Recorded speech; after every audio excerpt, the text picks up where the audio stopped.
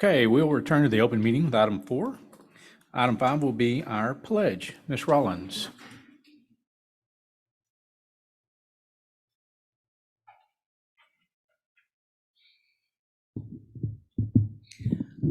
Good evening. My name is Megan Rollins. I'm the principal at Sloan Creek Intermediate School, and I have the absolute privilege and honor of introducing Easton Kolchak tonight.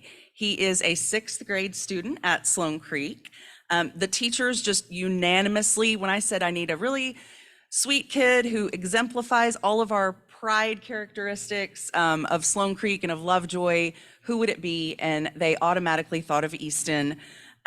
He is an avid football, baseball, and basketball player. When he grows up, he would like to be an athlete, especially specifically a football player. He's a Cowboys fan. Go Cowboys.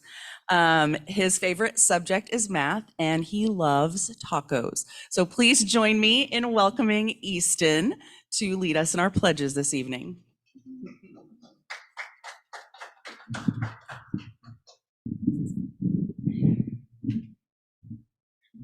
I pledge allegiance to the flag of the United States of America and to the republic for which it stands, one nation, under God, indivisible, with liberty and justice for all. Now the Texas Pledge. Honor the Texas flag. I pledge allegiance to the Texas, one state, under God, one and indivisible.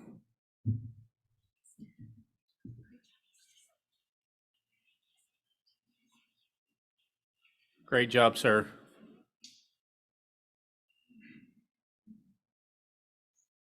All right, item 6 tonight is introduction of new hires. Ms. Koenig.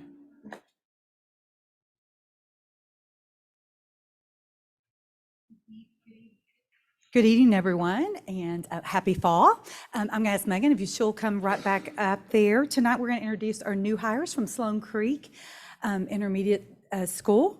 Of course, we are going to, Ms. Rollins will be giving a brief introduction, and we're also going to give them an apple, the symbol that we have for our teachers, and how important that teaching field is, and a pen so they can write the next chapter of their life.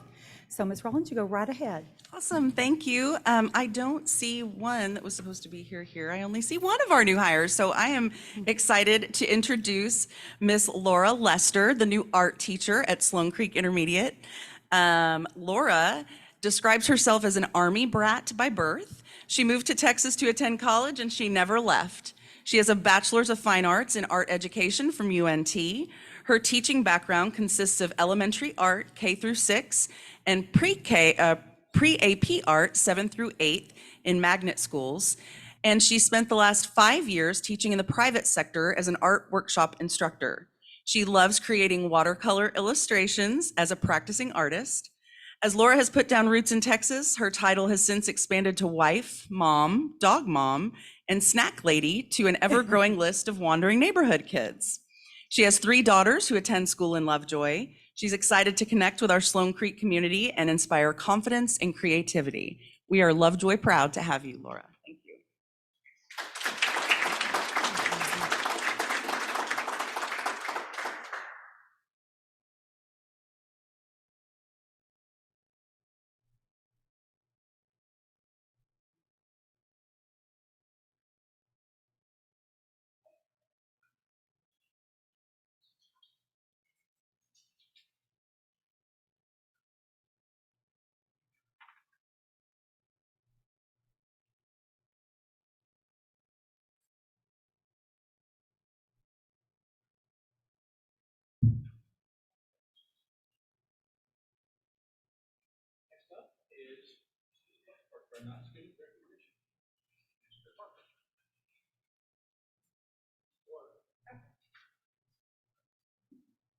Actually, I think we're going to go on and talk about celebration of learning tonight. Tonight, I'm fortunate to get to introduce and talk about our celebration of learning.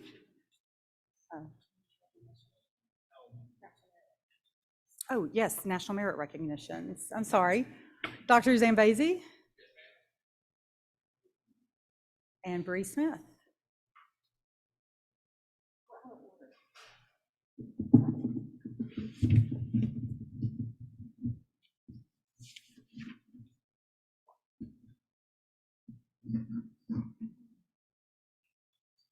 Good evening, board, community, Ms. Cordell. We are so excited this evening to be able to share with you great news for Lovejoy High School and our Lovejoy students. We have with us this evening quite a few of our national merit recognized students. Some of them were not able to be here with us tonight because of their busy schedules. Some had rehearsals in other endeavors. Some had to go to work this evening, and some had appointments that could not be rescheduled. So we are going to recognize all of the students, and Dr. Zambezi will hand out certificates for each of the students that was able to be here this evening. Just a little bit about the National Merit Program. All of these students took the 2022 National Merit, the PSAT, Preliminary SAT, National Merit Scholarship Qualifying Test, or for short, PSAT NMSQT. That's so much shorter. And they met the requirements to be recognized in this 2024 National Merit Scholarship Program. You'll notice there's a 2-year gap in between there because they took that test as juniors and then were able to move on, and now are, as they're seniors, they're actually competing in the second semester of their senior year for those that are moving on to the National Merit Scholarship Program. We had over 1.3 million students that took that exam in fall of 2022, and those students that scored as one of 50,000 highest scoring students are actually recognized as either semifinalist or commended students.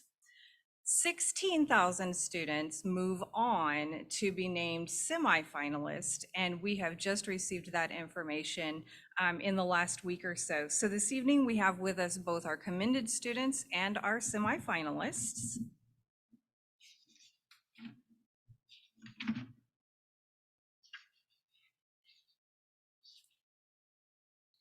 Sharon Chin,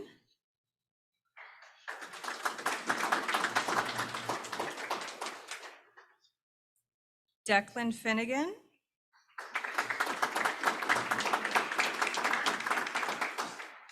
Grant Hugh is not able to be with us this evening. Joshua James,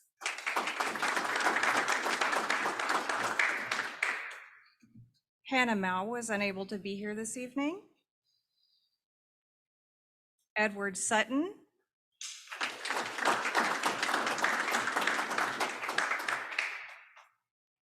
Miles Beard,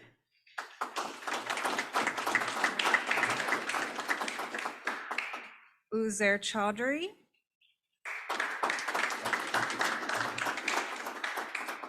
Madeline James,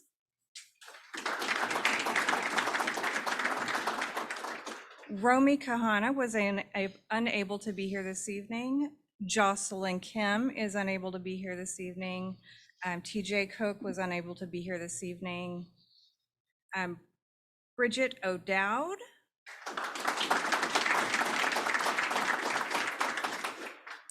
Catherine Smith was unable to be with us. Hunter Stark was unable to be with us.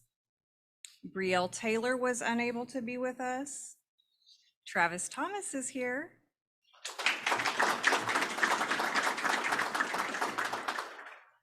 And Evelyn Sy was unable to be here this evening. Congratulations to you all.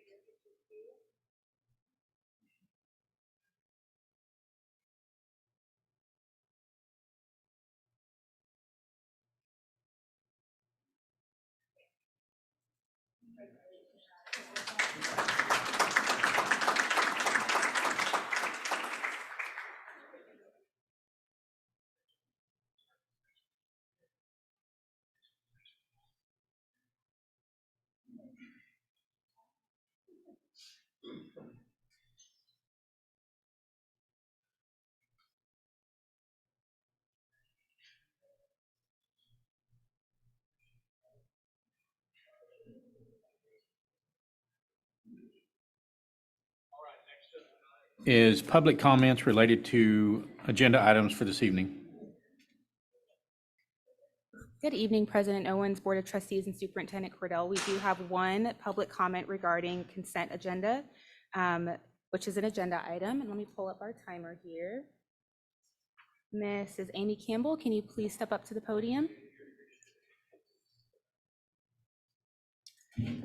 Hello, everyone. It's okay to go ahead and start? Give me just a second. Let me go ahead and read this sorry. out loud. I believe you've already signed and agreed to our public comment form before you filled it out, correct? Yes, ma'am. All right, I'm going to go ahead and start the timer in 3, 2, 1. So good evening. Thank you all for letting me speak tonight. I am here to speak on consent agenda 11C, the board policy BBFA.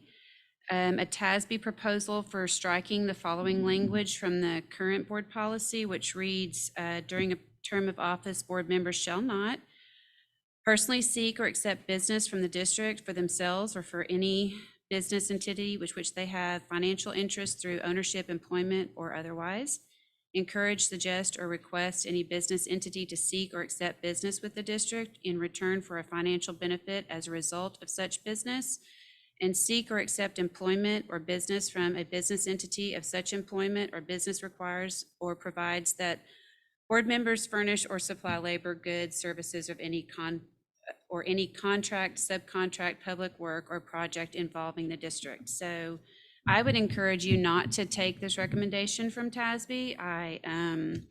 In order to retain this language in an effort to maintain a high level of accountability and transparency for our district that I think that you all have worked hard to establish. And if this is an option for y'all to put this in some other form or fashion, making sure that it's even stronger than the language is currently. But if it's going to fall under just board processes and procedure, how are board members held accountable to that? If you'll explain that to the public, what the difference, if there is a difference of that in those two things between policy and procedure. In language that is used such as we expect or substantial personal or private interest, who's defining these things, of what expectations are, or what, quote, substantial means. That's important to our community. I've heard from a great many parents and community members in the last 2 days about this one, and they're concerned that this could potentially open the door for conflict of interest with either current board members or future board members.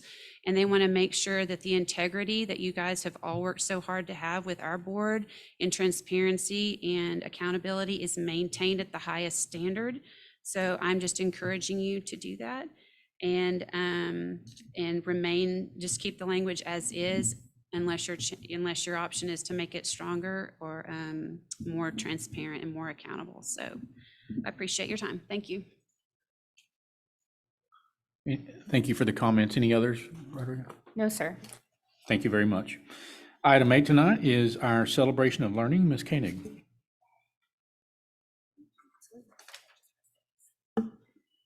Okay, we're getting ahead of ourselves. I'm going to ask Bree Smith to come up and Dr. Zambezi.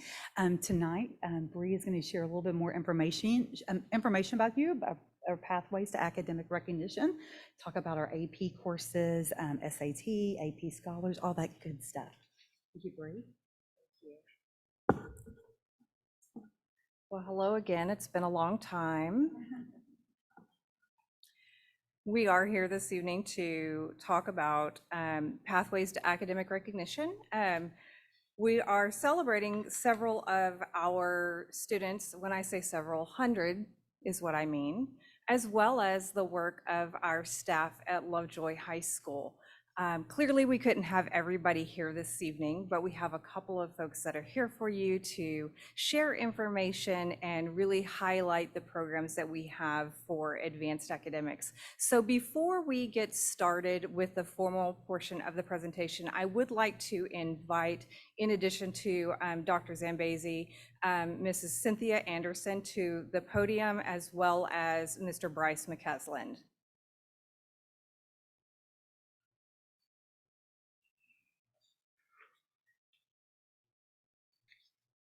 These are just two of the many staff members at Lovejoy High School that ensure a level of excellence on a daily basis, that our students are receiving top-notch instruction in all areas that we offer. So thank you.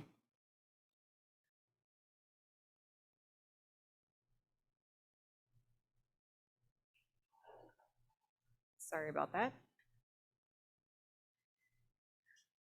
I'll begin this evening with just a little bit about national merit. I know that several people asked about what it takes to become a recognized student, whether that be commended or semifinalist. And that path it can be a very long pathway. There are students that have dreamt of being a national merit recognized student since they were a little kid. They may have an older sibling. They may have heard about the doors and opportunities that are opened by scoring at such high levels. Many of our students participate in some kind of PSAT, SAT practice or prep. We even offer that prep on campus as well as an SAT class on campus. Those students that are being recognized that you saw up here just a few moments ago had some of the highest PSAT scores in the nation. We're talking the top 0.5%, and that is actually set by every state, and Texas happens to be one of the higher cut scores for PSAT. In our district, students that were commended or have met the criteria for semifinalists scored a 207 to a 226. Just to give you a reference point, a 228 is a perfect score. These students have had to manage their extracurriculars. Many of them work. Of course, they've had to stay up with their schoolwork, balance family and social life, and then consider their post-secondary plans. Here's a picture. You may have seen it in our newsletter last week of all of our national merit students commended and semifinalists. But you don't have to believe me about the hard work and effort that goes into it. We actually have one of our semifinalists here with us this evening. I would like to introduce him as well and bring him up to the podium, Edward Sutton.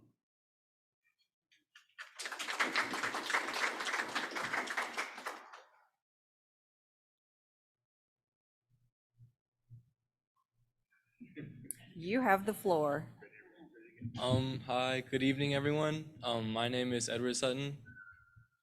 So I am the co-president of the Lovejoy Organic Permaculture Club, along with my friend Joshua James, who is just up here. And I'm also a competitor in the computer science team at Lovejoy High School. So to prepare for the PSAT, I spent pretty much my entire junior year summer leading up to junior year studying, doing various SAT prep classes. And it was a big goal of mine to become a semifinalist and potentially a finalist, because I would like to go to Cornell University to study agricultural sciences and go into the agri-tech field after that, and potentially like develop some technologies that would benefit the agricultural field, since it's a big part of like human life. Everyone has to eat. Thank you so much.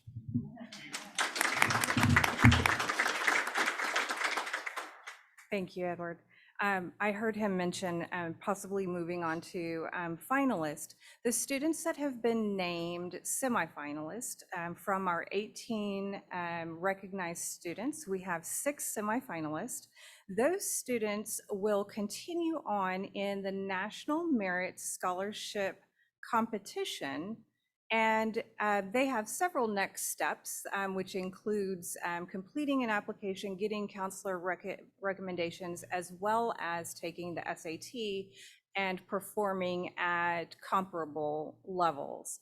Those students will be announced next year, early in the year, January, February timeline. In addition to our national merit students, our preparation programs, we have a very strong AP program here in Lovejoy. And of course, that doesn't start at the high school level either. I'd like to ask Cindy Anderson to come to the podium and talk a little bit about AP.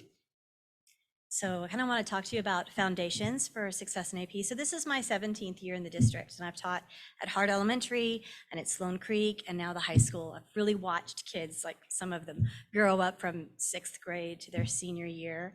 And I've seen that what's most important and what we do very well here in Lovejoy is building those foundations for success in the future. So when I moved to the high school, the first year I taught freshman and sophomore GT English. And then I was asked to teach AP Literature. And that really changed my perception of how I was going to teach GT English, English 1. Because as I saw what students needed in the AP course, I could then start thinking about what exactly they needed from their freshman and their sophomore courses as well to be successful. So I really want people to know that every student, it's not this top 10%, it's not just the National Merit Scholars, it's not just the gifted students, it's every student that deserves the chance to have that foundation to be successful in AP classes if they choose to take an AP class. But we want them to have that possibility to take that AP class, to feel confident in taking the AP class. We want them to have the skills that they need so they don't think, this might be too rough for me, this might be too tough. I'm a little bit afraid of it. We know that kids come in freshman year and a lot of students will take AP Human Geography. And that might be their first introduction to AP. But we in the English department have a plan. We want our students taking AP Lang. We want our students taking AP Lit. I've watched the program grow from my first year, I had 43 students, and the next year I had 80 students, and this year we have 91 students in the AP Lit program. So slowly, I think people are understanding this isn't just for trying to have as many AP courses as possible. This is the goal for this is to be as prepared for what comes next in our secondary education as possible. And so as an English team, we meet together and talk about what do our freshmen and sophomores need in order to be ready for that next step, to be ready for Lang, to be ready for Lit, to be ready for AP Seminar, AP Research. And so what do? We build rigor, which is good for everyone. We do that trying to keep the engagement up because that's a little tough with freshmen and sophomores sometimes. And I know that our team on the middle school campus, they do the same as well. And so some of the things that we do with our freshmen is like practice writing a strong thesis that seamlessly embed their citations into their writing, to create thematic universal statements, to vet their sources. That's so important and such a college level skill that they all need. And also to use the academic language when they are writing. So this isn't always easy, and we want to make sure that they are enjoying the program, but it's also very possible for every student to have that success. And so that's our goal. I've really watched this program grow, and my hope is that it will grow so much that we will hire more AP teachers as well, and that we will have more courses available, and that every student in Lovejoy, whether they are planning to go off to college or they are planning to go into the workforce or into the military, that they will still take those AP courses because all along they've been told, this is something I can do, that I'm capable of doing. Thanks.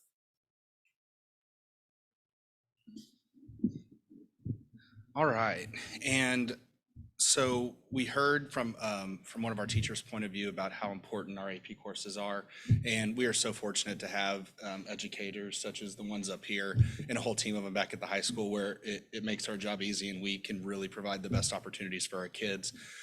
From the teacher view, I wanted to kind of take you in real quick on the first slide to a campus view of AP testing. Over 800 students and 1,800 exams go through our 2 gyms each year. We do mass testing in the gym, we put the mats out, 6 of them this year were actually digital. And basically for 2 straight weeks, we run kids in and out of the gym, some kids taking as many as 19 AP exams. And with the support from Ms. Smith and with the support from Ms. Thrash, Ms. Robbins, Mr. Montag, a lot of our teachers, and then also the nice thing about Lovejoy is our community represents what an opportunity this is for our kids. And what do you need when you're giving students tests? You need people to staff those tests. And I see some of our best proctors over here, Mr. Bobo, numerous community members come in and help us and partner with us to make sure that these tests go as well as possible. And so that's really when you dive into May in a 2-week period in the high school, in addition to thousands of EOC tests, we also have this going on. And so just a big thank you to so many people for it to work well. And then I'd like to take you in our next slide for some quantitative data. All right, and so we'll stick with the bar graph right there to my left. And as you can see, in 2023, 75% of the students made a 3 or higher on their AP tests. And one thing that to point out from both of these graphs, and a special note that I want to make is this year, or last year in 2023, over 200 more tests were administered, 75 more AP students enrolled, and we still maintained our consistent performance rates. And so 200 more tests, that's 200 more seats in classes. We maintained our quality teaching standards, and then that showed in our testing data. And once again, number of exams, 1837, total AP students, 885. And that 885 mark was the highest in the last 5 years on that graph to the right. And then some keynotes that we wanted to share with you. 315 AP scholars, an additional 15 AP seminar and research awards. And then as we dove into data this summer, Ms. Smith said, well, what do you want to share as the principal as a celebration of learning? And when I got a chance to look even at the surface level at some of our scores this summer, you're in awe at the level, especially when you compare us to state and national averages. Our kids do so well on these very difficult tests, and then they're getting real world experiences in the classroom and also earning college credit, right? And so Lovejoy High School's AP mean score of 3.3 out of 5, and then 3.6 out of 5 for our AP scholars. And like I said earlier, some students took as many as 19 AP exams. And this last bullet point here, we're gonna have a special guest talk a little bit more in depth about it, but we actually had 2 perfect scores, which is incredibly rare. So I wanna introduce Mr. McCaslin to elaborate a little bit on that. Hey, everybody. If I haven't gotten to meet you, I am honored to be the visual art coordinator for Lovejoy ISD. I'm Bryce McCaslin. Like Ms. Anderson, I've been here 17 years, and it's very strange because it feels like it's only been a couple. And that's when you know that good things are happening, is when you still get excited about all the growth and change that you see in your kids and in their work. For me, I'm excited to be here to talk about all of our kids' academic success, because while it's pretty insane that I would have 2 perfect scores, and these kids, they deserve every bit of credit for it in the world.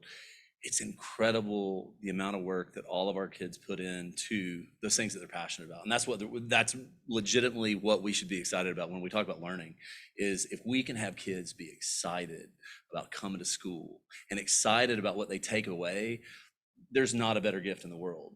I have an interesting perspective and insight into really the misconceptions about AP Studio Art and the empowering side of it, because due to our students' work, I was asked by College Board to serve as the high school co-chair for our development committee, which it's a very nerdy term for the 8 people that essentially continue to revise and guide the rubric to make sure that we're testing students correctly and that we're asking good questions, and that information that we're seeking is actually comparative of what they're going to get in college. And part of that, one of those misconceptions, and I found this in parents, I found this in fellow artists, and I found this in college professors, is just that idea that if somebody does well in an AP Studio course, then their answer is, oh man, they must be really good at drawing.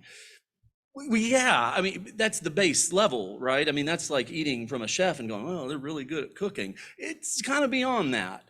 And really, what I like to say is that just like all these students that were here tonight, There is a level of commitment and a level of ownership and a level of grit that goes unseen and unspoken about these kids that excel in their courses that I believe 100% they deserve more applause than I can personally give, because they believe in what they're doing.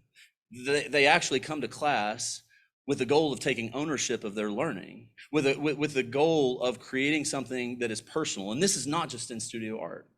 This is in all of our AP courses. It gives students a chance to take something and make it their own, to chase something that they're passionate about, something they've dreamed about their whole life. That's pretty incredible. Now, for me, like her, I get to know these kids for a long time. And so when I see Beck as an example of, and literally Beck, and what's funny, Beck texted me the email as soon as it came in. And so I kind of knew before I got the email from you guys, but in college, and sent me the email. So for perspective, a perfect score in AP Studio Drawing is 1% of all portfolios globally. The 3D score perfect is 0.6. Now, even crazier, that makes Beck one of only 17 kids, literally in the 1.2, 1.3 million students that take tests that got 2 perfect exams. Same for Brooke on the next slide. The idea that simply a perfect score, 0.6 of all students, just means that they draw well. Oh my gosh, that's an understatement. Because really, the perfect score is about their writing. It's about that gumption to when they come to class and their peers say, you know what, you could touch this up. That instead of getting mad and going, I worked 30 hours on this, they go, why? Why do you think that? That's what we want in all of our kids. We want them to be able to take feedback. We want them to take action. We want them to have grit in the face of all those challenges. And to me, that's the beautiful part of this. The perfect scores, it's cool. But I can tell you that Beck and Brooke, they're not going to go around and tell their friends and their peers, and it's not a bragging point for them, because what they're excited about is the experience. They're excited about the fact that they can come to school and that they can be excited about what they're taking on. They can be excited about owning something. When I talk to them, when we chat, they're excited about what they're doing, not because a perfect score, but because it's theirs. And I was reminded of this last week. One of my kids messaged me on Instagram and was like, hey, what's the school's address? Didn't say anything else. And I said, I gave him the school's address. And I'm going to read you this note. And this is from a former student named Kaylee Hamilton. I got a package in the mail and I opened it up at school and it was full of books and it had an advent calendar. Hi, Mac and Seidel. I hope you're both doing well. I wanted to send you a package of some books I've illustrated recently. It's wild to think that I was in AP art 10 years ago, dreaming of being a children's book illustrator, and today I'm actually living that dream. One of my favorites from this bunch is the Nightmare Before Christmas Advent Calendar. Doing the art for that was a blast, and working with Tim Burton and his team was so much fun and surreal. I'm currently doing 2 other Nightmare books, which will be out next fall. Thank you both for believing in me, even when I didn't believe in myself. I can't thank you enough for the support during high school and over the years. Sorry, it's crazy. Like, that's wild. That's what we do this for, is because these kids that have a dream, that have something they want to pursue, like ag tech, that's mind blowing. I mean, it's so exciting because we all eat. This is the beautiful part, is because we're in the business of empowering kids. We're in the business of letting them feed that passion. And so while these perfect scores are incredible, they don't touch those 2 kids. Those kids are so much greater than that. So I just want to say thank you. Thanks for supporting our kids. Thanks for supporting programs that actually allow them to take ownership in their learning. Thank you for making AP available to all kids, because that's how it should be. If they want to take that challenge, man, we need to encourage them. And that's something that we start all the way in kindergarten and we work up to. It's a beautiful thing, and that's why our students excel. Thank you.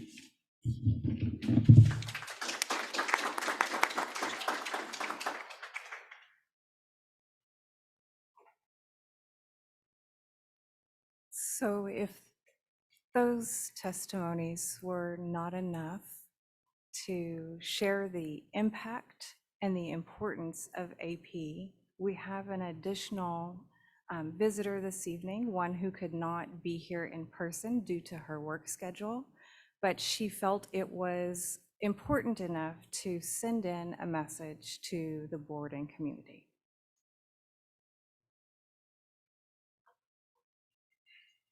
Good evening, Lovejoy trustees and Miss Cordell. My name is Addison Vondersar, and I am a senior at Lovejoy High School. While I'm sorry I cannot be there in person to speak with you all this evening, I'm excited to share the impact the advanced placement opportunities at Lovejoy High School have afforded many students like me. This year, I will graduate having completed 13 AP courses. Such classes not only allow us as students to experience the rigor and pacing of college-level courses, but also have the potential to enable many Lovejoy students to graduate with years of college credit under their belt. Lovejoy is a unique and special district that provides students opportunities unmatched by districts throughout the state and even the nation. During college tours this past year, many students attended schools that did not offer even one AP course. Compared to Lovejoy's 30 AP courses, this academic advantage has catapulted me through my college applications and provides me a distinctive competitive edge. These AP courses have not only taught me the importance of responsibility, time management, and accountability, but they have also taught me how to persevere, study, and embrace new learning experiences. Thank you for your continued support of the advanced placement programs at Lovejoy High School, and thank you for your time this evening.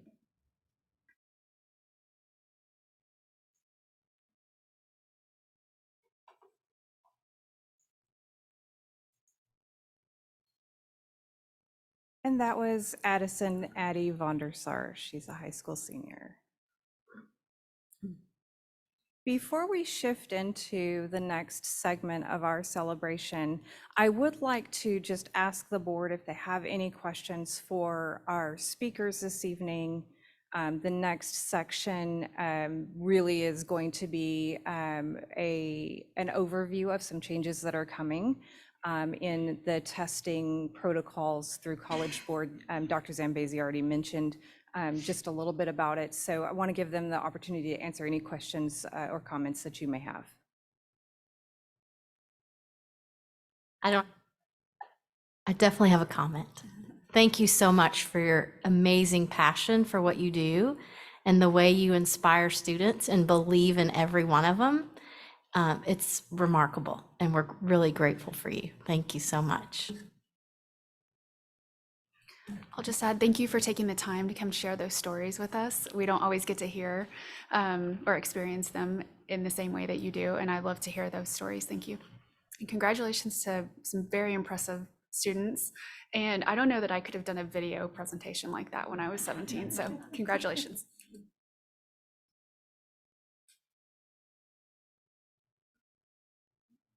Okay.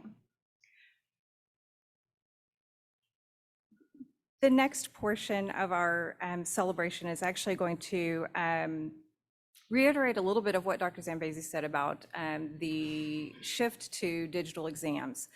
We've had digital exams in Lovejoy for a number of years. STAR tests have been digital. Last year, our district did participate in 6 digital AP exams. The College Board actually offers 7, but we offer 6 of those courses. And so we chose to embrace that for all 6 of those courses. They went amazingly well with the help of all of our teams. It was all hands on tech, if you will. The exam sessions, the proctors, the campus is set up, even with a school-wide power outage, things still went well. The exams were able to be completed and submitted. So this year, the College Board is rolling out the digital exams for PSAT 8-9 and the PSAT NMSQT. The PSAT 8-9 has actually had an option for digital for a couple of years. This is the first year that they have completely eliminated the paper and pencil versions of the test unless a student is receiving special education services and has it spelled out in their IEP. So this fall, we will test at the high school all 9th, 10th, and 11th grade students on digital platforms. These are not like the 2020 at-home exams, if you recall those. It is quite different from that. This is still a test at school that students will take under the supervision of a proctor and it will be administered through the same platform actually as what the AP exams are administered on in Blue Book. And then this spring, our juniors will actually have the first attempt at the digital SAT. And once again, that's an all digital test. It is not an option to have a paper test. This was actually rolled out internationally in 2023, and it's coming to the US this spring. So I'm going to do a little bit more of this power play magic or PowerPoint magic here. Shift over to a quick video, maybe not. Let me see if this one will.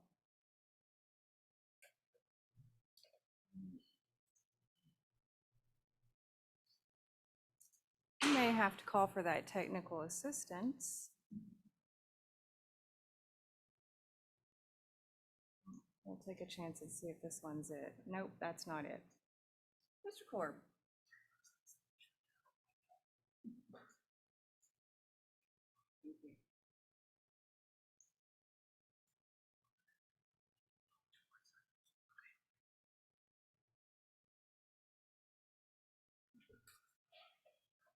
Enjoy that music that's playing in your head for just a moment.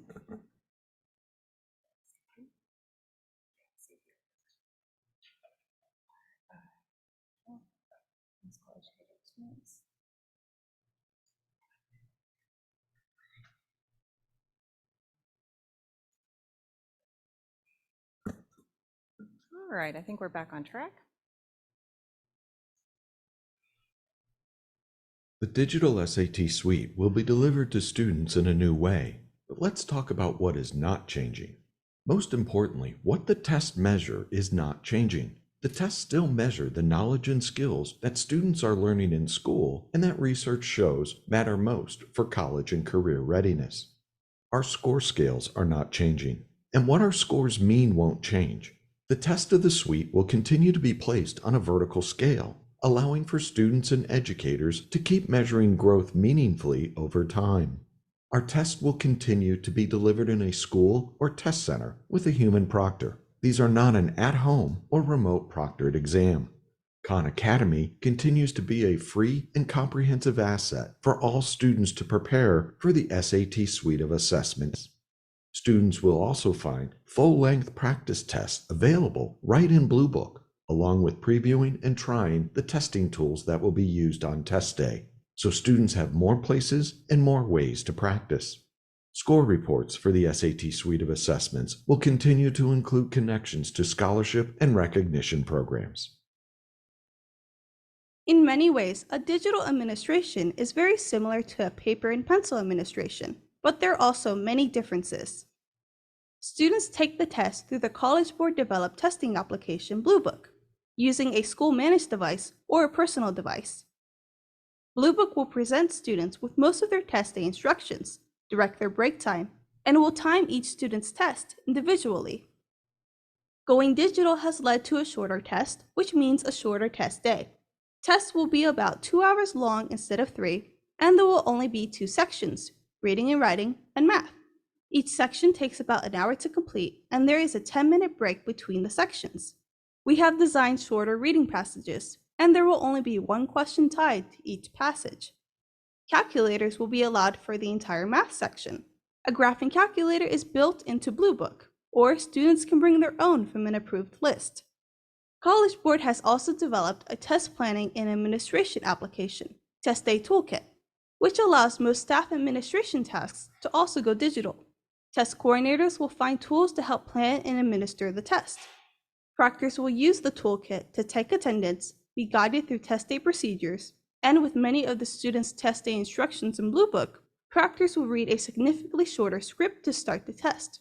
I'm going to stop it right there and shift back into the presentation. That's a lot of information to take in a very short amount of time. So I tried to encapsulate the differences and the similarities on a table for you. The big difference is really being the test time. It's a shorter test That allows the campuses to stagger start times as needed in order to still have lunches happen, make sure that everyone can get logged in without overloading systems. The test format I already talked about, going completely digital. The passage length is really a great asset as far as the test is concerned, to have those discrete questions, one question per short passage, rather than having those longer or paired passages, allows students to really focus in on the critical elements of the questions, and for the College Board to score a student based on the skill rather than reading a long passage. The calculator use is going to be available to students throughout the test. Before, there was a section with calculator and a section without calculator. If a student wants to use that calculator for the whole test, they can. There are certainly questions that do not require a calculator, but it is available to them if they choose to use it. And then the test specifications really allow the digital test to mirror what a lot of the tests have become today, and that's a two-stage multi-adaptive test. So there are going to be two sections, and each of those sections has two modules within it. So they'll have a starting module, and then they'll have a second module that they work within, and it will adapt to the students' responses up or down until it finds that perfect zone of learning for them.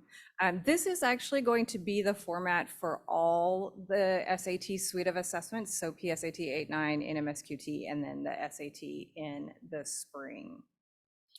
The district and the high school have been collaborating to make sure that information is going out into the community. The counselors are sharing information out. There's information going out in the newsletter. This is a lot of information. So they've been really strategic over at the high school with releasing that information in bite-sized chunks and then adding to it each week.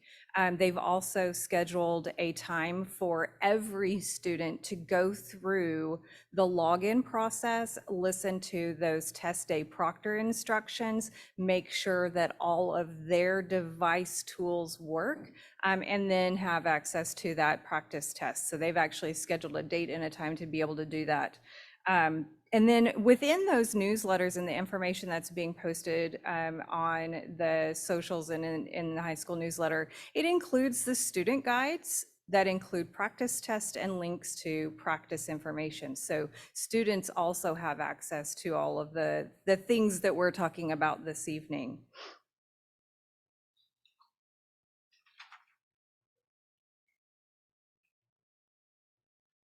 Again, I know that's a lot of information, but I did want to make sure that everyone was aware of the change and what the students and the campus are doing. Our technology team has been fantastic, walking the campus, looking at the Wi-Fi and making sure that we will have sufficient broadband to be able to administer those tests simultaneously. I think it's 1,100 and some odd students that are going to be testing throughout the day. So we're very excited about it and looking forward to this. I did not mention, but I do think it's worth a mention, even if the power goes out, which it won't ever again, it will still save students work. You do not have to be connected to the internet except to log in and to submit your answers. So that is a really great thing for our students.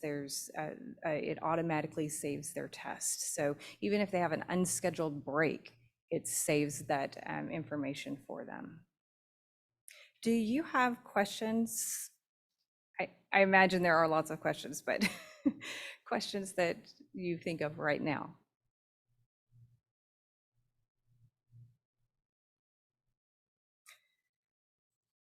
Well, we're all available, happy to answer those questions as they come up. Lots of information is going to be going out over the next couple of weeks. And like I said, students will have the hands-on practice prior to test day, which is October 18th. Thank you so much. Appreciate your time. Thank you very much.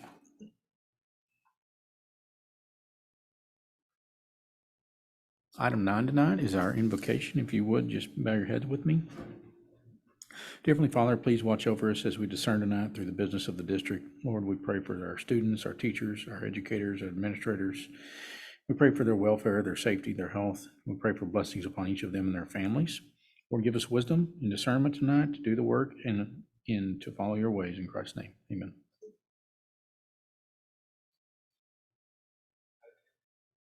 Item 10 tonight, it's a notification item in your package of new hires.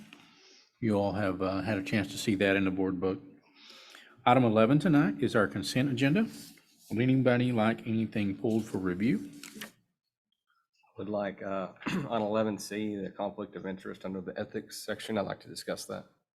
Okay, proceed.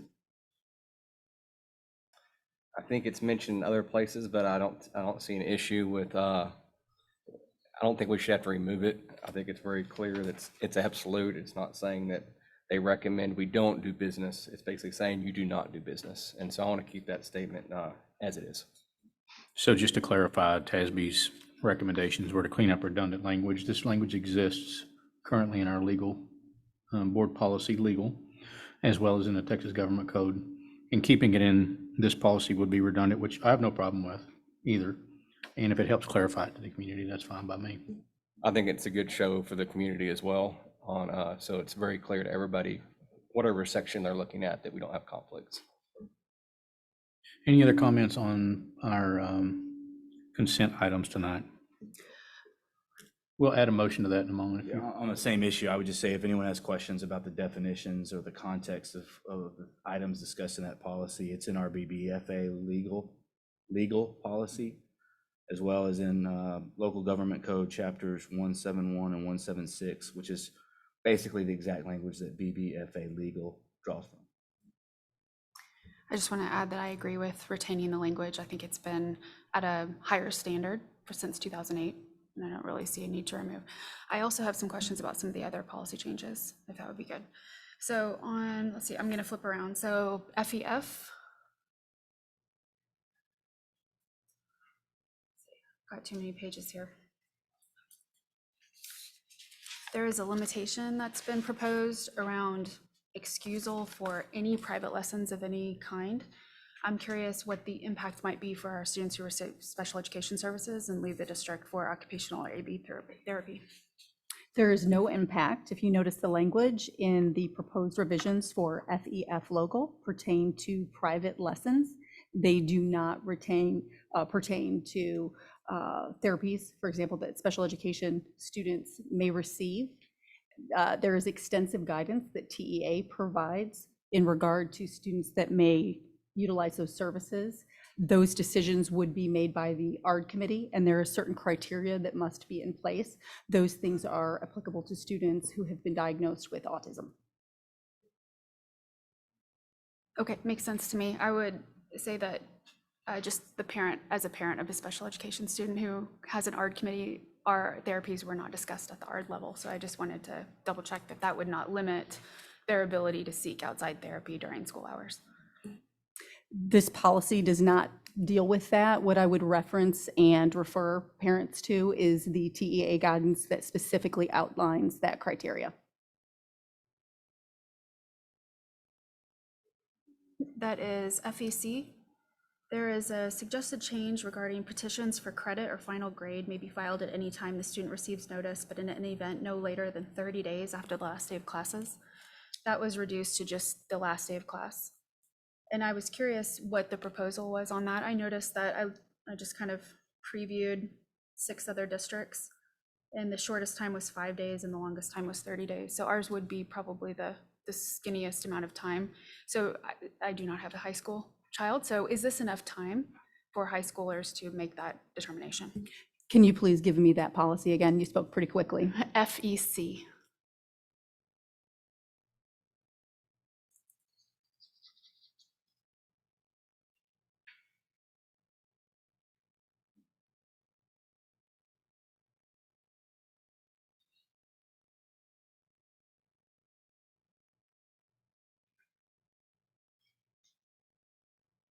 Attendance for credit.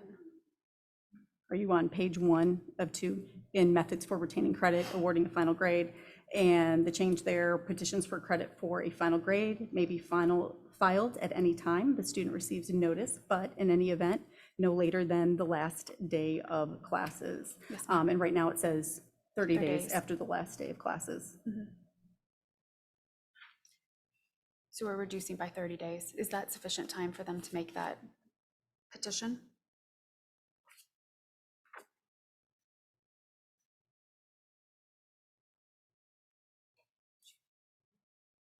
That's certainly something that we can review further, but that is the TASB recommendation, and that's their standard language. Makes sense. I just was curious. I've seen 2 other districts that were published in 2023 that have 5 and 10 days. So I don't know that I have a preference, just was making a clarification. Next is DEC, which is an employment policy. Mrs. Koenig is going to come up and speak. I can address that. DEC, basically that is where FMLA for maternity leave, I believe. And most districts do a combined if both employees work in the district. So you might do 8 weeks and 4 weeks. One thing that we do have here in Lovejoy is we have a very, our extended leave policy is very, very generous. So that's 10 extra days for each employee also. We're trying to be consistent because we want to think of students and students' needs and, or, you know, the classroom teacher being out of the classroom for extended amount of time. So someone could take the 12 weeks of 12 weeks and another 2 weeks and another 2 weeks, and that, you know, could end up more time. Okay? Does that answer your question? Last one. Yes. CNB is non-school use of vehicles. So it looks like we had an insertion around except by other city or other governmental agencies and the Foundation for Lovejoy Schools. And so at least in my copy, it was not marked as an insertion, but it is an insertion. And so then we've deleted the language around that non-school users should comply with all administrative regulations. But if we're giving an exception to the foundation, I was curious if we should also have that they should be compliant with school regulations. They should be compliant with regulations. However, that would be outlined in an MOU, which would be required in both of those cases. The reason that change was made or recommended is because currently our the other governmental agency, City of Lucas, utilizes our buses for one of their holiday events. That's not something we wanted to move away from. And that would have made that practice would have been not in alignment with our policy. So our policy needs to be in alignment with our practices. And then Foundation for Lovejoy Schools also utilizes some of our buses. Again, both of those things we would be moving to a MOU in place. That additional language is not necessary. It's somewhat covered in legal and would be spelled out in the MOU. And Trustee McLaughlin, I'll chime in here too, and I apologize for that markup. I did not highlight the end of that sentence, but I did this afternoon, and I've uploaded it in your board book and for public view as well. I had a few other just for my own education, but I'll follow up with you at another time for those. Thank you. I think the one amendment that I heard was to not strike the language from the conflicts of interest section. Call that section out. So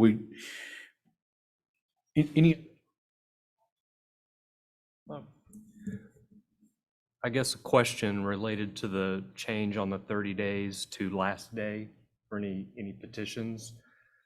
Is there, have we run into administrative challenges regarding this, or is this strictly following the TASB recommendation to go from 30 to 0? Would there be a reason not to do something different if it hasn't created issues for us previously? We have not run into anything administrative. It's simply a TASB recommendation. I will say if too much time goes by, that becomes certainly a challenge in regard to having the information readily available in regard to, from the teacher, in regard to the assignments, the grades, and the ability to ascertain the accuracy. It seems like if other districts have access to this same TASB recommendation, but it sounds like others are maybe moving to a shorter time frame of 5 to 10 days, doing something similar, not going all the way to 0 to create unnecessary other unintended consequences. I would propose doing at least 5 days just to not go as drastic in case it created other unintended consequences would be my recommendation. FEC, yes, sir.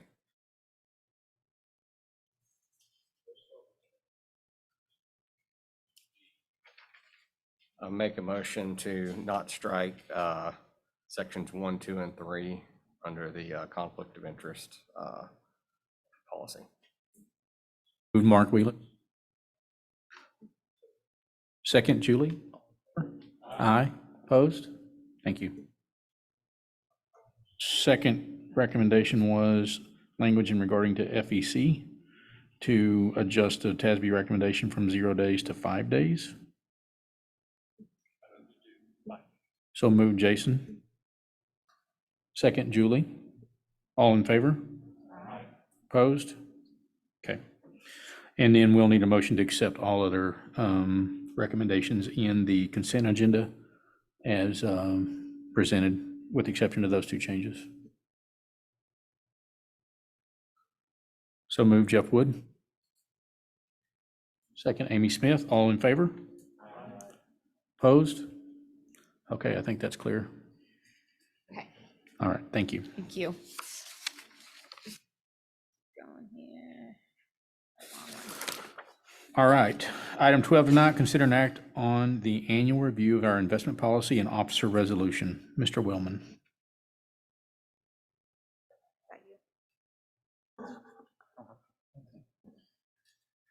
Good evening. So each year, the Board of Trustees review the district investment policy per statute. And our current policy also requires the board to designate the investment officer by resolution. The current policy is attached in your board book. And as you review the policy, you'll notice there are no changes from the prior year. And we currently only invest our available funds into the different pools. So we have about 3 different pools. So tonight, this item is for the annual review of the policy and the approval of the designation of the investment officer.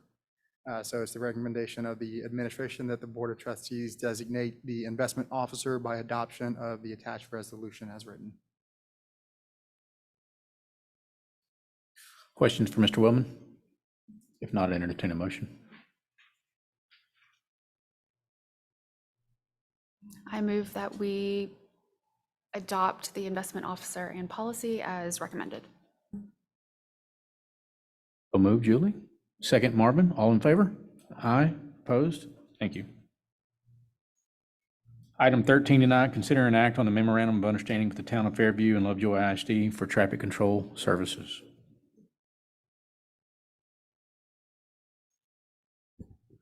Good evening. So annually, the partnership between the city or the town of Fairview and the Lovejoy School District includes traffic support at 2 of our campuses that are situated on and along. One is West Lucas Road and the other one is on Country Club. That's Sloan Creek and Willow Springs. This memorandum of understanding just continues that partnership. And so I would like to briefly get to the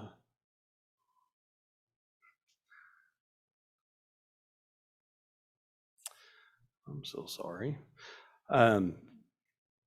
So the administration recommends consideration be given to an act of the MOU between the town of Fairview and Lovejoy ISD for traffic control services.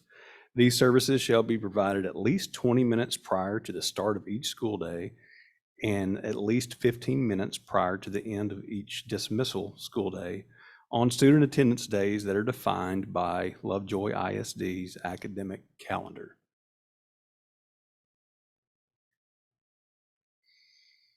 And I'm happy to answer any questions that you guys may have along the terms of that MOU or kind of what that looks like on a day-to-day practice with our partners over in Fairview. So it's $50 per morning, $50 in the afternoon, is that correct? Yes, sir. It's 50 for the AM, 50 for the PM per site. So essentially it's a net of $100 per campus per day.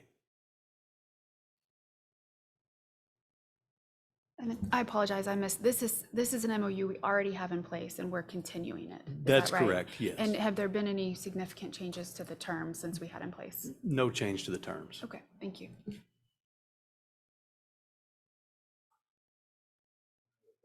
If there are no other questions, I consider a motion.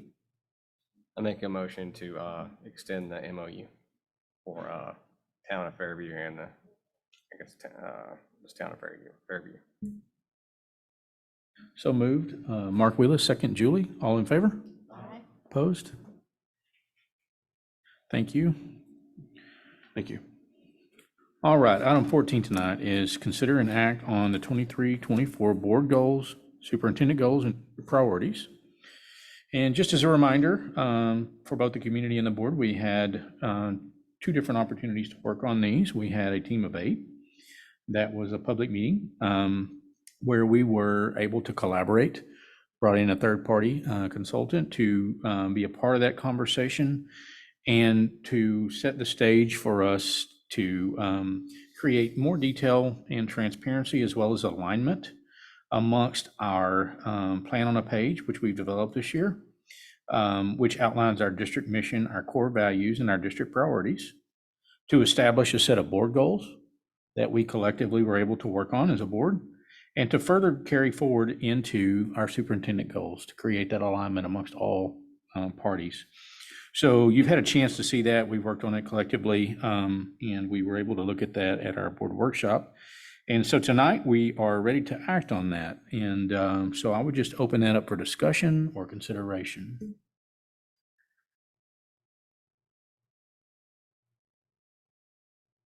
So I'll just emphasize, we've already, oh, hi, everyone looked up when I said something. We've probably already spent 4 + 5 hours on this, so I don't know that there's any more discussion. So I move we approve these.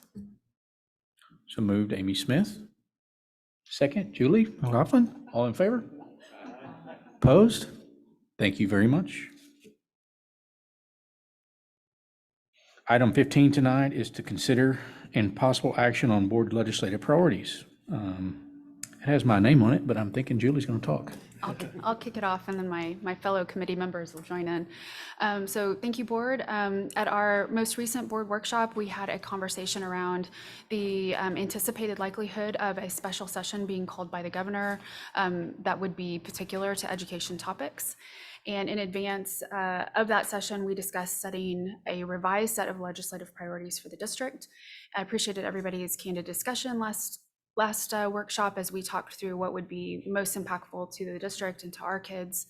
And so our committee has taken that away and attempted to summarize into a condensed set of legislative priorities that we would use for 1, maybe 2, however many upcoming special sessions for education that might be in our future. And so I'll open up for any questions or discussion.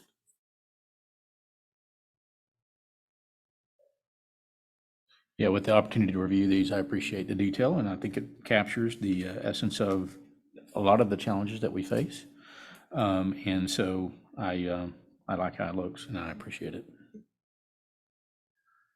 I appreciate, how specific and tailored it is to what we think will be at issue in the special session. I don't know the scope of any special session has been set forth yet, but I think it takes, the high hopes and dreams that we once had from the regular session priorities and modifies them appropriately and directly toward, the things we've talked about and the things that we've been, looking forward to seeing from the legislature, but haven't yet.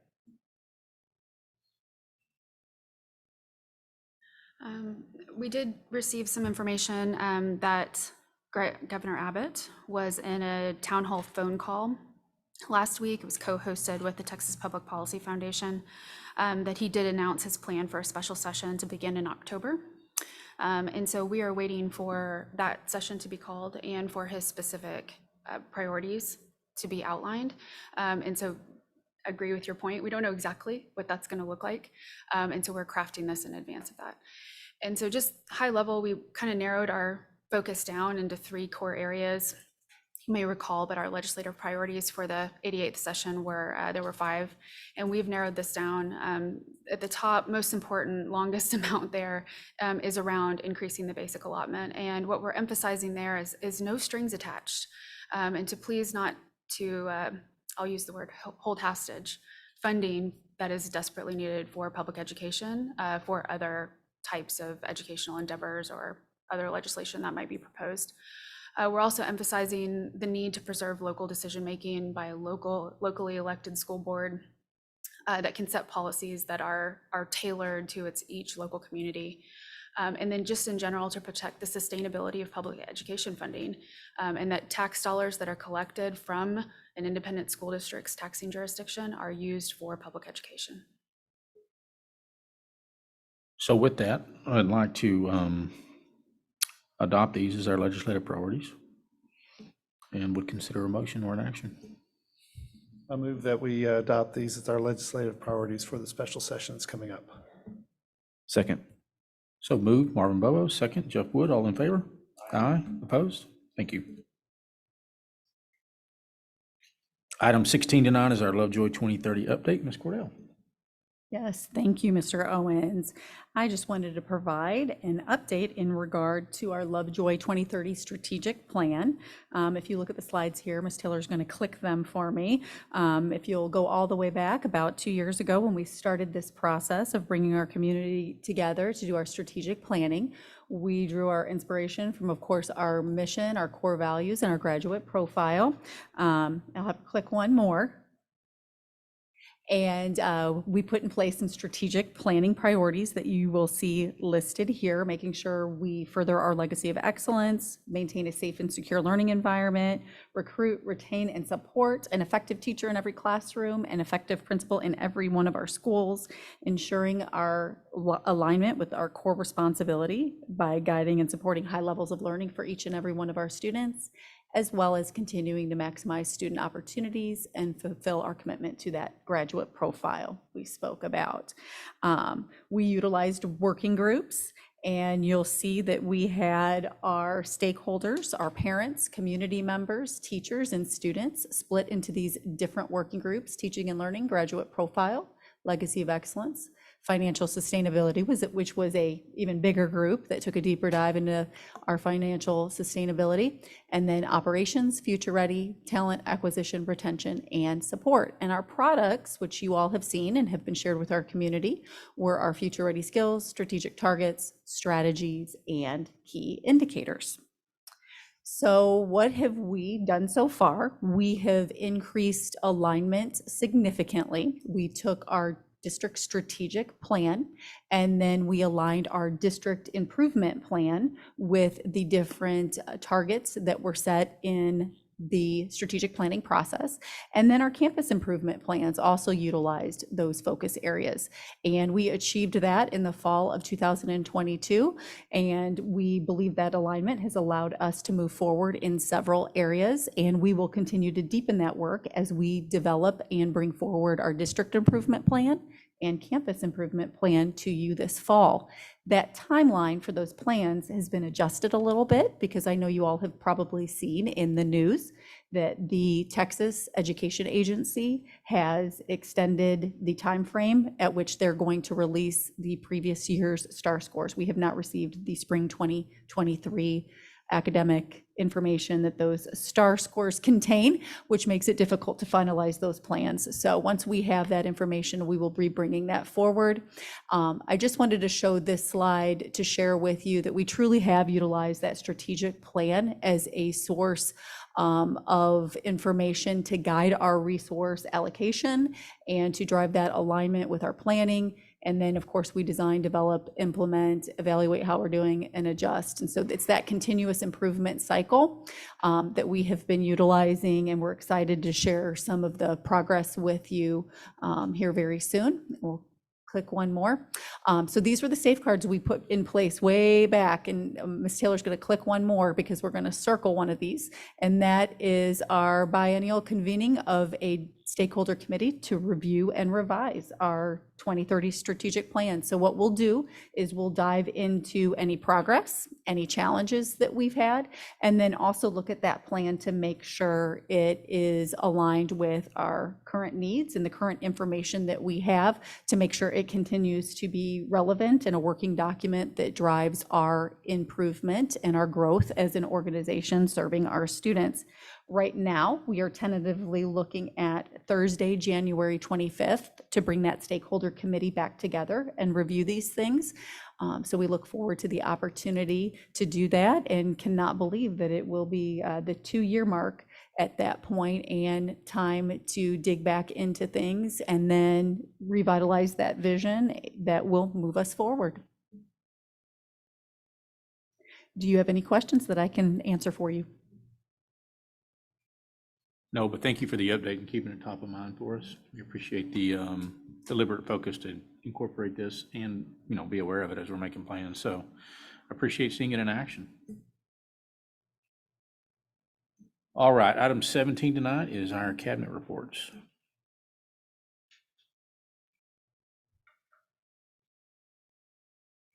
Good evening again. This will be a quick finance update. Our normal kind of review of the monthly tax collections. So this would be still the 2022 tax year and collections through the end of August. We'll start again in October, November, where we'll roll and start monitoring the 2023. But for the month of August, we did collect 158,000. That puts us about 102%. As far as percentage of collection compared to this time last year, where we were only at 99.47%. We still have a remaining 230,000. So anything that we collect from this remaining 230,000 officially starting September 1 will be in this fiscal year and hit our books this fiscal year. The 158 still hits our books in the previous fiscal year.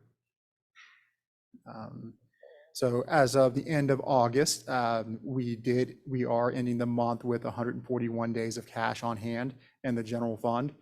The reason for the higher days cash on hand is because this does represent the recalculation of a lower recapture expense due to the MCR going down in the previous month. So that does give us more cash to cover a less amount of expenses. We also did recently receive an update from the Collin County Appraisal District that they had received word from the SOAH, which is the State Office of Administrative Hearing, that they have scheduled that for the school district property value. That is scheduled for October 11th at 1 p.m. The judge will have 30 days to rule on what the comptroller presents and what Collin County will present. If he rules in our favor, then they will not do, the comptroller will not review our property values for the 2023 tax year, which is good for us. But if they do rule in the comptroller's favor, the comptroller has already started requesting data from Collin County. So they'll continue that work and do the evaluation again to make sure we're within that 5% threshold. We did email the appraisal district and ask what measures were taken to ensure that we're not in the same position. The response that we got was that they did the same thing that they've been doing every year per code, that they assess it based off the 100% of market value.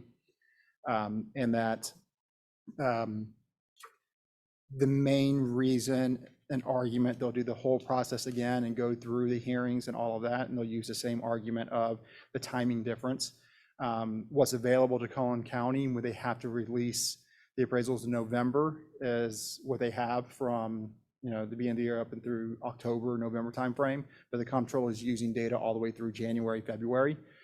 So the argument is that it's a timing difference. And then he also mentioned that he doesn't believe there's going to be as much of a bubble this year as it was last year. So he says there's real low risk, not zero, but low, that we'd be in the same position as far as outside the 5% in 2023. One quick question on the tax levy. If we don't collect some of that those taxes, does that impact our recapture? It does not impact our recapture. If we do collect it, then it does, because the recapture is basic current collections plus delinquent collections that will then determine the recapture. So if we do collect it, yes, it would probably be subject to recapture.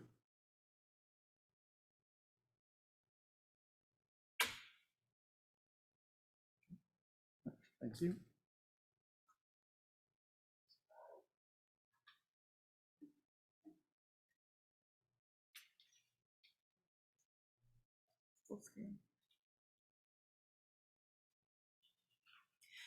Good evening, everyone, and now for our Human Resources and Communications Cabinet Report. As you all recall, on September 1st, that Friday before Labor Day weekend, was our first teacher planning day. It was a successful day. We had almost 200 employees here at admin in training.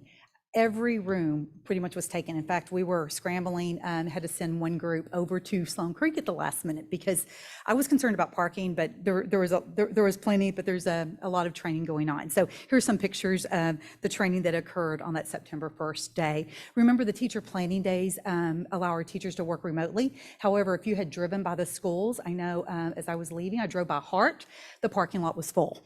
So our teachers definitely are using those, using that day as an opportunity to do some wonderful planning, work together, and just high levels of success there. This is some of the professional development that went on that day here. Of course, we did have student nutrition, custodians, all those attending safety training. School marshals were busy with firearms training, campus administrators, behavior supports, and truancy. Our counselors were here, and you probably saw them in that first slide, a picture of them. They were working on their guidance, counseling and guidance scope and sequence. And then our nurses just going through medical plans, required trainings that they legally have to do. And we had lots of our special education support staff just going through evaluations and alt start training and autism. And of course, our PEAMS coding. We have that big October PEAMS day, if you'll recall, snapshot days that last Friday in October, and they were working on coding and those types of things happening. Also, we wanted to look at, the purpose, of course, is to so that our teachers, so that we are, building, we want them to come back. We want to retain them, but also looking at student attendance and teacher attendance and seeing if some of those days where our kids are not also taking off on those days, and our attendance, the same amount of time was much better. It was just a little bit. Our student attendance last year for 2022 is 97.13%, and this year 97.43%. And then our teacher attendance also, we want to monitor, was 1 percentage point higher too. So we're going to monitor that. Our next one is this next Friday.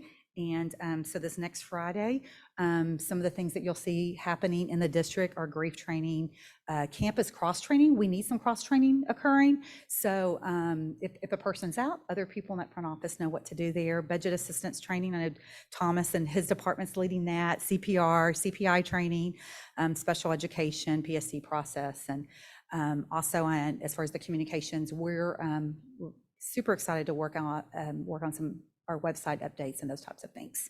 So that is yet to come. I just want to, Oh, yeah, go ahead. I just want to acknowledge and thank the Lucas Fire Department, because at CPR, not only are they training our folks that day, providing some additional training, they're actually hosting at the fire station. So we're so grateful for their partnership. I just want to share that I was so grateful to hear from several teachers about this September 1st day. And the specific feedback that I heard was the start of school can be challenging. It's overwhelming. There's a lot to do. And so by the gift of that day, they were able to knock out a lot of what was hanging over them to get caught up, to then enjoy that weekend with their families and not have to be working through Labor Day weekend, to come back after the holiday rested and renewed. I heard that from several. So I'm thrilled at the first one, and seeing what we were hoping would be the benefit of those days seems to be what we're hearing. So that makes me super happy. Lots of intentional professional development going on. This Friday, something else that's really positive is we're bringing in our special education guest educator substitutes are coming in and training. And that way, they're not missing a day with students. We need them in the classrooms when we need them. So we're bringing them this Friday and doing some training with them, our guest educators. So it gives us an opportunity to do that when students are in attendance.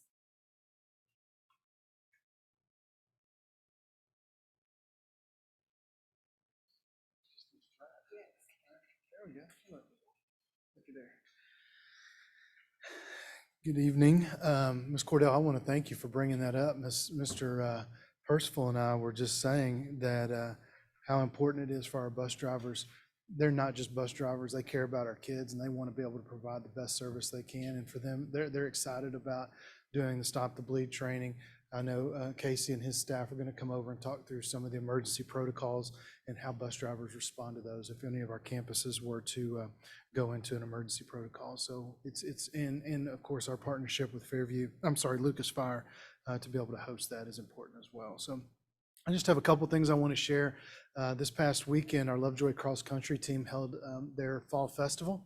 If you don't know what our fall festival is, it's one of the largest cross country meets in the state. There are a lot of kids out there and there's a lot of running. And it's not just for our high school, our middle school has a division out there as well. And it's the first time that our 7th graders get to compete. And the cool thing, and I have the stats here, the numbers, our teams did great. Our girls won the varsity elite division, boys came in second, and that's a huge accomplishment. But if you go out there and watch, it's more than just that. It's about the program that Coach Littlefield and Coach Kelly have built. It is the number of kids. Not only did we compete and do well in our varsity elite divisions, but you can see our varsity girls, varsity boys finished first. Our JV girls, JV boys finished really well. And like I said, that's the first little taste of competition our 7th grade boys and girls get at a really could be an overwhelming environment in a place like this. And so you understand why our varsity elite girls and boys perform at the level that they do, and it's because we start them so early and we have such a deep talent pool here in Lovejoy, and it's because of the leadership of Coach Kelly and Coach Littlefield. So kudos to them. This past week, we also had our AP Summer Assignment art show.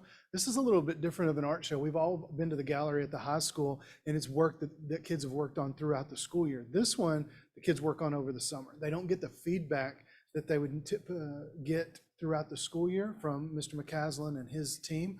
So they're really working over this independently over the summer. Then they come back after school starts, get a little bit of feedback over the first couple of weeks, and then present their assignment at this gallery. And if you were there, I know Mr. Bobo was, it'll blow you away. It's for them not only to be able to produce that type of work, but to produce it over the summer on their own time with the small amount of feedback that they get. It shows you the amount of understanding and the amount of talent that they have in the work that they do. So it was really cool to see. Finally, we added an additional bus route. It started today. It's bus route 49. I know we've heard a lot of feedback on the bait shop gets a lot of negative publicity because of the red light. Anyways, that red light holds us up. We needed to add another route out there. There was a little bit of confusion on it's going to reduce the amount of time that people get home. At the very end time, we were having kids get home at 5:30 from some of the routes in the day, and so we reduced that end time. There were some kids maybe that switched from the beginning of the route. Now they're being dropped off more towards the middle of the end of the route, so they may be being dropped off a few minutes later than they typically were, but the overall time was reduced, and we're getting kids home sooner as far as the end of the day, and we're also making sure we checked times today, and we got every kid to school on time today because of that extra route with a few minutes to spare. So it worked, and today is the worst it's going to be because we had new drivers driving new routes, and it's going to get better each and every day. So we look forward to having that improvement. Thank you.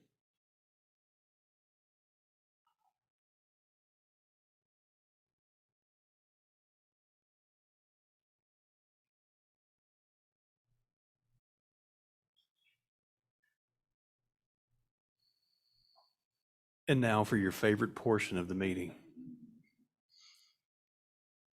So just as a reminder, our district support services include maintenance, facilities, grounds, custodial, and safety and security.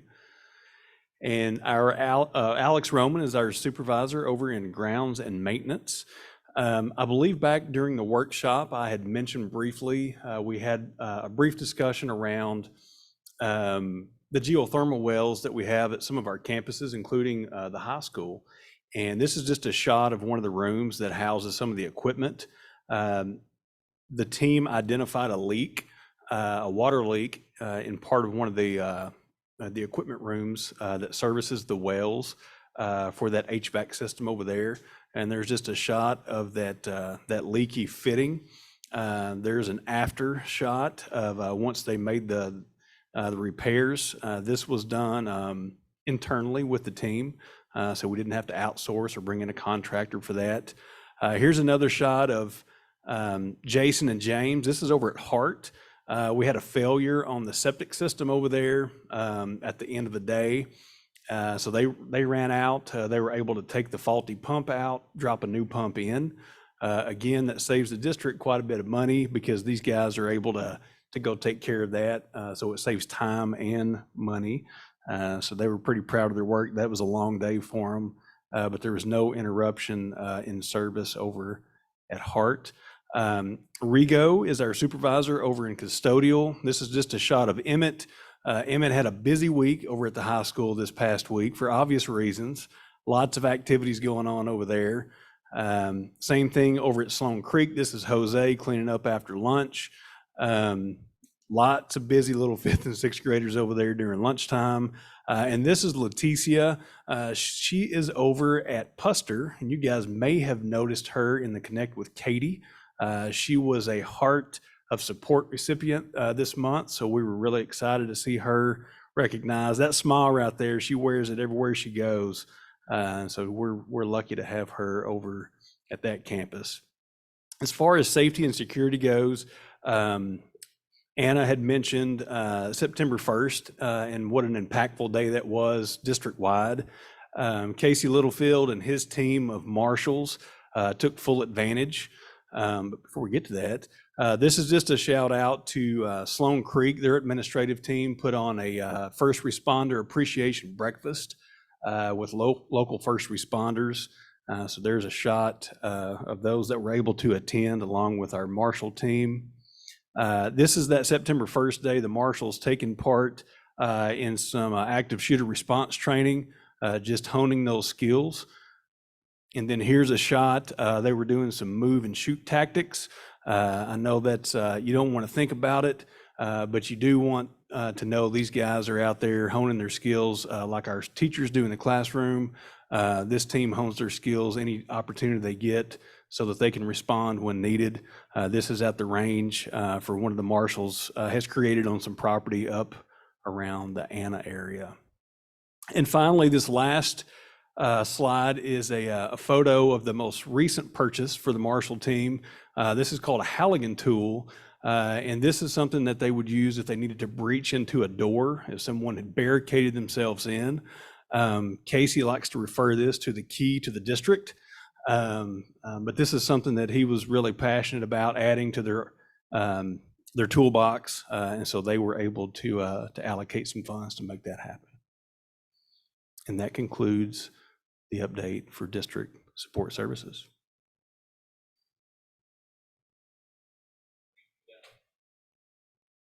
All right, item 18 tonight is our superintendent report. Thank you, Mr. Owens. Well, kids are winning in Lovejoy ISD. We've had a really exciting last couple weeks when you think about our National Merit Scholars, which we're so proud of, our cross-country teams at the Fall Festival. Our band was at the Golden Triangle this weekend, and they got first place overall in visual performance and then fourth place overall in terms of finalists, so they did great. And I don't know if anybody got to see their show on Friday night at the homecoming game. It is called Glow, and it is absolutely amazing. One of my favorite things at our football games or our Friday night lights is seeing each week how that performance continues to evolve and grow and develop. Our football team did outstanding on Friday night, and on Friday morning, we had a special invitation and had some special guests that flew in from London to give our orchestra and band an invitation to the London New Year's Day Parade in January 1, 2025. And it was absolutely remarkable. Our orchestra and our band performed, and I get to hear them perform all the time, and I think they're exceptional. But I can tell you on Friday morning, they were extra exceptional. They were absolutely outstanding and very much impressed our guests that had come from London. The officials from London London were also very impressed with our students' behavior. The program was quite long, and throughout the entirety of the program, our students gave their full and complete attention, as well as just really phenomenal nonverbal affirmations. And we were so proud to have all those compliments about just how polite our students were. It was really, really impressive. And so we're so excited for our students to have that opportunity. If anybody is interested in learning any more about that, they can look up the news broadcast, because that made it on the Channel 8 evening news at 4 o'clock on Friday night. And I believe that is out there on YouTube. So congratulations to our band and orchestra. Thank you, Ms. Cordell. Item 19 is public comments related to non-agenda items. Good evening, President Owens. We do have two public comments regarding non-agenda items, one regarding district communication and the other regarding student safety. I'm going to call up student safety first. Mr. Cunningham, just a friendly reminder, you do have 3 minutes to speak, and I'll end the timer.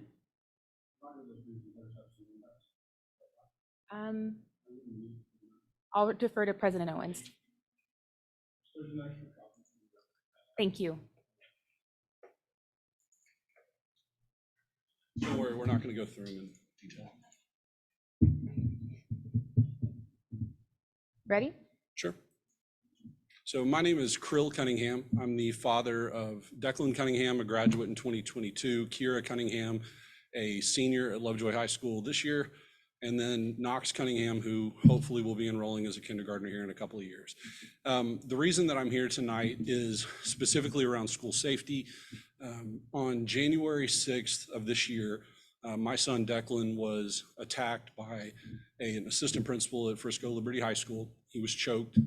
On January 24th of this year, a Collin County Judge, Piper McCraw, issued a protective order covering my son, my daughter, who's a current student, and the rest of my family. Judge McCraw found that the assistant principal, Jason Harris at Frisco Liberty High School, had committed family violence, and he was likely to do so again. Those are words from the order.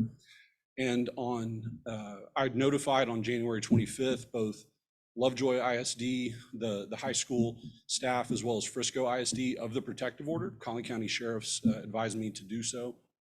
And then on August 26th of this year, at a Lovejoy High School Frisco Liberty volleyball game on Lovejoy's campus, Mr. Harris was arrested. And in the middle of the game, the sheriff's deputies had to go in and arrest him and remove him from the game.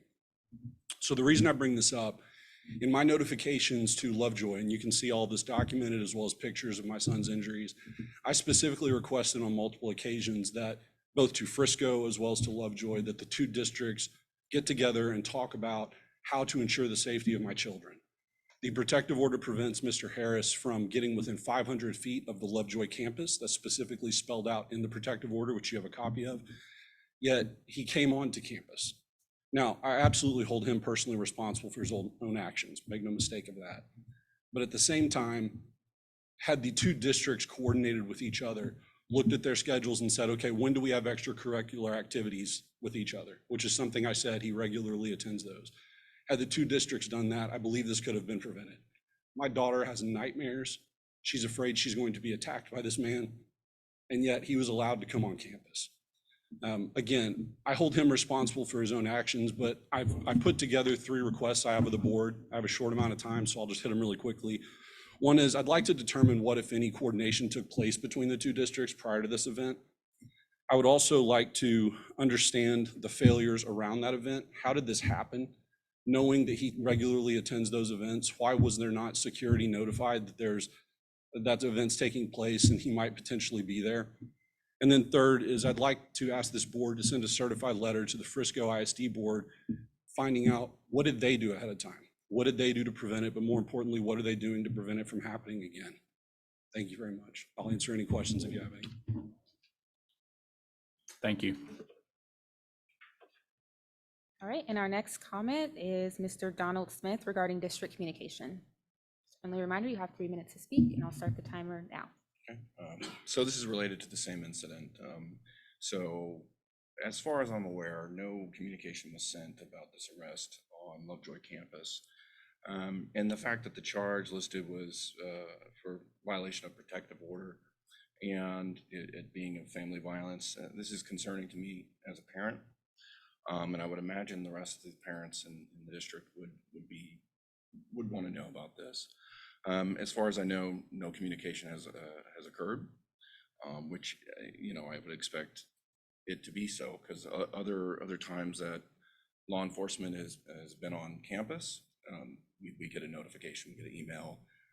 Friday night, we had an Mr. incident Smith, where- I'm so sorry to interrupt you. I'm pausing the timer. Can you just speak a little bit more into the mic because I'm having Sure. a hard time hearing Sorry, I'm a you. little taller.